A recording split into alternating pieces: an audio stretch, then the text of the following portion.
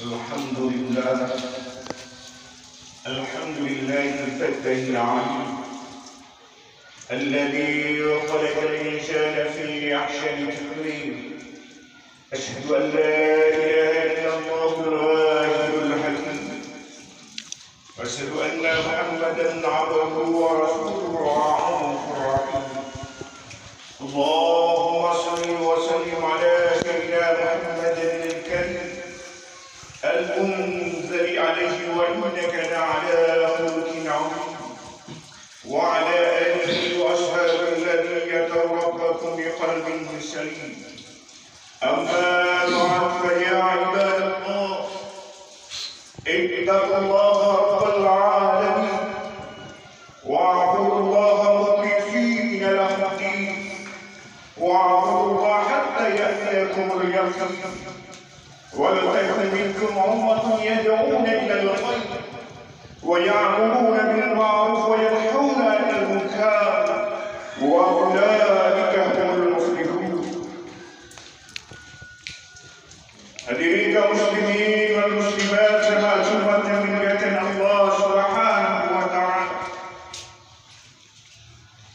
Segala puji bagi Allah Subhanahu wa taala, Tuhan yang menciptakan semuanya dengan sempurna. Segala puji bagi Allah Subhanahu wa taala, Tuhan yang tidak pernah lena letih apalagi lupa untuk selalu limpahkan karunia-Nya kepada kita semua. Segala puji bagi Allah Subhanahu wa taala, Tuhan yang jika nikmat karunia-Nya coba-coba kita hitung, walaupun seluruh lautan danau sungai kita jadikan tinta, bahkan nanti kita jadikan penanya, dan daun-daun di muka bumi ini kita jadikan kertasnya.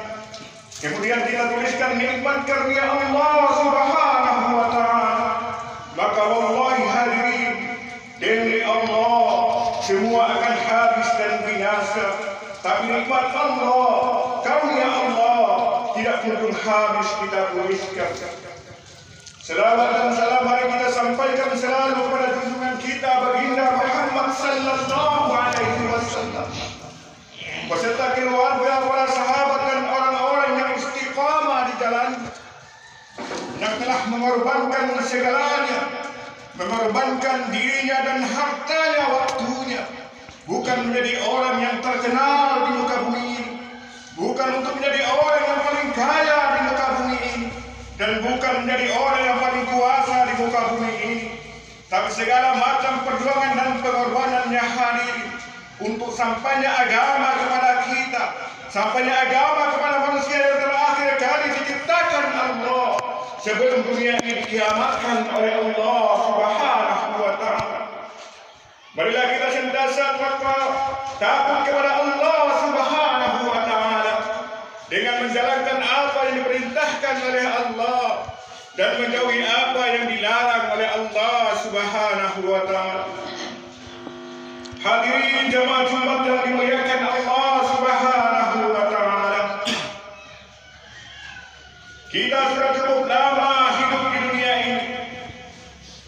Selama kita hidup di dunia ini sudah banyak nikmat-nikmat Allah yang kita nikmati. Sudah banyak anugerah-anugerah Allah Subhanahu wa taala yang kita rasakan. Sudah banyak pemberian-pemberian Allah yang kita miliki dalam kehidupan kita di dunia ini. Allah Subhanahu wa taala telah menjaga kita semenjak kita masih berwujud jasmani. Allah Subhanahu wa taala menjaga kita di saat kita masih ada di rahim ibu kita. Mani itu Allah jaga sehingga menjadi segumpal darah. Segumpal darah itu dijaga oleh Allah Subhanahu wa taala sehingga menjadi segumpal daging. Ini karena penjagaan Allah. Kalau Allah tidak jaga, maka kita tidak pernah lahir ke dunia ini. Dari segumpal daging Allah tumbuhkan tulang-tulang dalam tubuh kita. Allah tiupkan ruh.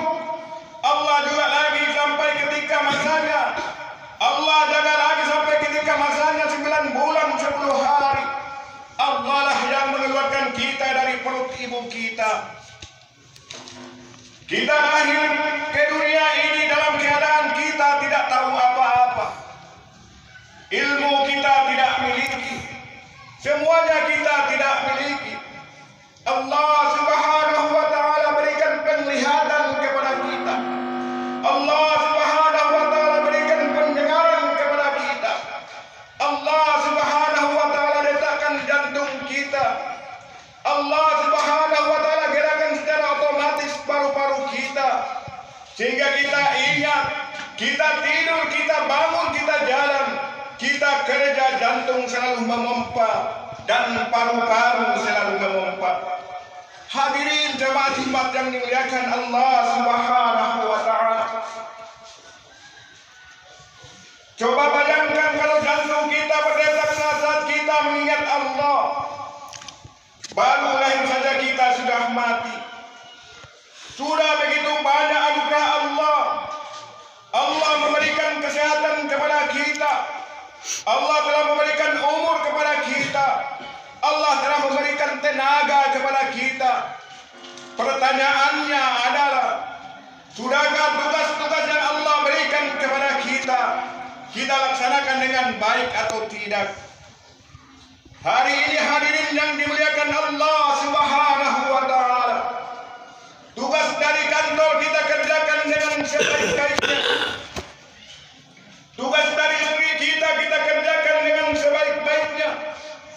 Tetapi tugasnya Sang Pencipta, tugasnya yang memberikan rezeki kepada kita, ini sudah kita tunaikan atau belum?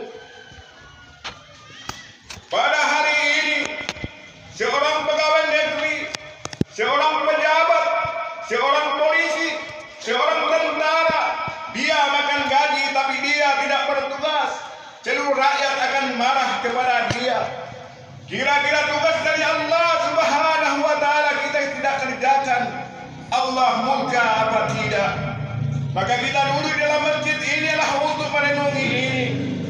Umur kita sudah banyak kita lewatkan. Sudah pernahkah berpikir tentang tanggung jawab dari Allah Subhanahu wa taala? Tanggung jawab kita ini bukan tanggung jawab kecil. Tanggung jawab kita ini bukan tanggung jawab ringan. Tanggung jawab kita ini bukan tanggung jawab main, bukan hadir. Tanggung jawab yang Allah berikan kepada kita. Dulu pernah ditawarkan kepada langit, sesosok makhluk yang luasnya tidak bisa dihitung oleh manusia. Langit tidak mampu membawanya. Pernah ditawarkan kepada bumi, bumi tidak mampu membawanya. Ditawarkan kepada gunung-gunung yang menjulang tinggi, yang mana gunung-gunung itu menjadi paku-paku bumi agar bumi tidak gempa. Hadirin yang mulia, menjaga bumi dia bisa, tapi membawa tanggung jawab dari Allah dia tidak mampu. Hadirin yang dimuliakan Allah Subhanahu wa taala. Kemudian ada sesosok makhluk yang lemah, tidak tahu apa-apa, sama Allah dikasih tanggung jawab ini. Hadirin yang mulia, tanggung jawab ini saking besarnya, saking agungnya, maka orang-orang yang mengerjakan tanggung jawab ini dengan sepenuh hati, dengan kesungguhan yang sebenar-benarnya, maka Allah akan hadiahkan kepada dia sesuatu yang tidak bisa dibeli oleh manusia. Semahal apapun rumah yang ada di dunia ini, kalau duitnya ada kita bisa beli. Semahal apapun mobil yang ada di dunia ini, kalau duitnya ada kita bisa beli. Seluas apapun tanah yang ada di dunia ini, kalau duitnya ada kita bisa beli. Sesuatu yang tidak bisa dibeli, sesuatu yang tidak akan bisa dimiliki oleh orang-orang yang tidak dianugerahi oleh Allah Subhanahu wa taala. Apa itu hadirin yang mulia? Hayatan thayyibah, kehidupan yang indah. Hadirin jamaah Jumat yang dimuliakan Allah Subhanahu wa taala. Mobil indah bisa diusahakan, rumah indah bisa diusahakan, istri cantik bisa diusahakan, tetapi hidup yang indah kalau Allah tidak beri kepada kita, walaupun kita paling kaya, walaupun istri kita paling cantik di dunia, walaupun tanah kita paling luas, walaupun jabatan kita paling tinggi, walaupun semua manusia menghormati kita, kebahagiaan, ketenangan tidak pernah kita rasakan dalam hidup ini. Dunia ini tidak pernah mendatangkan kebahagiaan, karena kebahagiaan adalah milik Allah Subhanahu wa Ta'ala. Sesuatu yang istimewa Allah tidak berikan kepada orang-orang yang tidak melaksanakan tugasnya. Hadirin jemaah Jumat yang dimuliakan Allah Subhanahu wa Ta'ala, orang-orang yang tidak mengerjakan tanggung jawabnya di dunia, maka Allah Subhanahu wa Ta'ala akan mencabut darinya sesuatu yang dia tidak mampu menjaganya. Orang kalau direbut istrinya, dia bisa menjaga. Kalau direbut hartanya, dia bisa menjaganya. Tapi kalau direbut ketenangannya, dicabut ketenteramannya oleh Allah Subhanahu wa Ta'ala, walaupun seluruh tentara datang, seluruh pasukan datang, tidak bisa menghalangi Allah Subhanahu wa Ta'ala. Allah Subhanahu wa Ta'ala akan memberikan kepada dia izatan dangka. Yang disempitkan bukan duitnya, yang disempitkan bukan rumahnya, yang disempitkan bukan bisnisnya. Izatan dangka, yang disempitkan adalah hidupnya.